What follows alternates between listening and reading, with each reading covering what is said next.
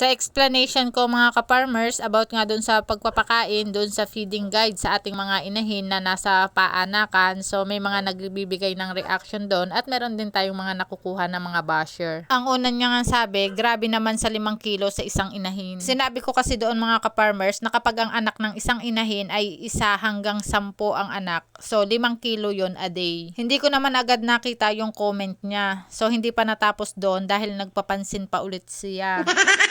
Ang sunod niya nga sinabi, ikaw nga magtigil dyan sa 5 kilo mo na pinagsasabi mo. Alam nyo, ito yung mga tao, yung mga hindi relate sa pag-aalaga ng baboy for sure. O baka naman nag-aalaga siya ng baboy pero hindi niya alam yung tamang feeding guide. Hindi pa nakontento sa 2 comment. Ang sabi niya pa, Diyos ko po 6 na kilo hanggang 7 kilo. Mariosip na pagpapakain yan.